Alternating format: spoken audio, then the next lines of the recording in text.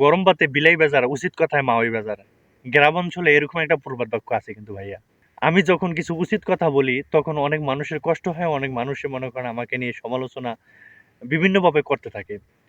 তো আমি আজকেও এরকম কিছু উচিত কথা বলবো যার কারণে অনেকে সমালোচনা করতে পারেন। আপনার অধিকার আছে, ব্যক্তিগত রাইট আছে আপনার সমালোচনা করার। আপনার মতামত ব্যক্ত করার অধিকার আপনাকে সংবিধান দিয়েছে, এই দেশে দিয়েছে। তো আপনি করতেই পারেন।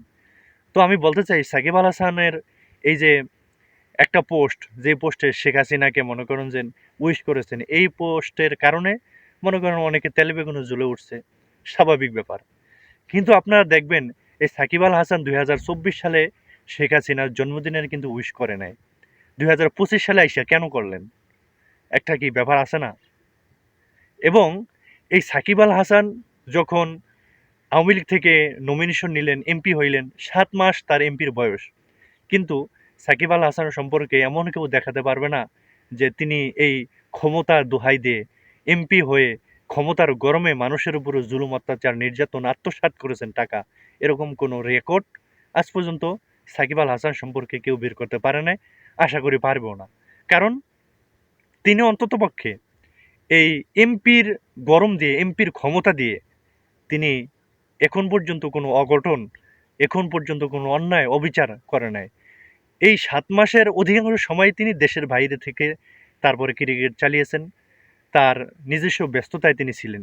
সাকিব আল হাসানের বড় অপরাধ হলো এই জুলাই গণঅভ্যুত্থানে যখন দেশের মানুষকে, দেশের ছাত্র জনতার উপরে নির্বিঘ্নে গুলি চালানো হয়েছে, আমি সরকার কর্তৃক নির্দেশনার কারণে পুলিশ প্রশাসন কর্তৃক যে অমানসিক নির্যাতন চালানো হয়েছে, সাকিব আল হাসান সেই সময় চুপ ছিলেন, কোনো কথা বলেন নাই। আমিও মনে করি তিনি দেশের এত বড় একজন সুপারস্টার, তার থেকে একটা মতামত আসা উচিত ছিল। তিনি এই নির্যাতনের তীব্র নিন্দা জানান বা এই ধরনের একটা কিছু কথা বলা তার দরকার ছিল, যেহেতু বলে নাই। এটা একটা অন্যায় করেছেন, মেনে নিলাম। কিন্তু তার এই কৃতকর্মের জন্য পরবর্তীতে তিনি দুঃখ প্রকাশ করেছেন, লজ্জিত হয়েছেন। যেই মানুষটা 17 বছর দেশের পতাকাকে বিশ্বের দরবারে তুলে ধরল, বিশ্বের মানচিত্রে বাংলাদেশকে পরিচিত করলো, একটা ভুলের কারণে সাকিব আল হাসান দুঃখ প্রকাশ করার পরেও আমরা তাকে ক্ষমা করতে পারি নাই। যদি সেদিন তাকে আমরা ক্ষমা করে দিতাম, আজকে তিনি আমাদের সাথেই থাকতো। কিন্তু তিনি এত বড় মহা অপরাধ করে ফেলছেন, তাকে ক্ষমা করে আমরা উদারতা দেখাতে পারি নাই। এখন সাকিব আল হাসানকে শুয়োরের বাচ্চা, কুত্তার বাচ্চা বলে মানুষ গালি দেয়। আসলে রাজনীতিতে ঢোকা এটা কোনো অপরাধ না। আমরা বলি ভালো মানুষের জন্য রাজনীতি না। কে বলছে ভালো মানুষের জন্য রাজনীতি না? আর বেটা, ভালো মানুষের জন্যই তো রাজনীতি। খারাপ মানুষরা রাজনীতির মধ্যে এমনভাবে ঢুকছে, এমন নোংরা করছে রাজনীতিটাকে, যার কারণে ভালো মানুষ ঢুকলেও তাকে আমরা কলুষিত করে ফেলি। তাকে আমরা নিন্দার ঝড় তার উপরে আমরা তুলে ধরি। তাকে মানুষের কাছে হ্যায় প্রতিপন্ন করি।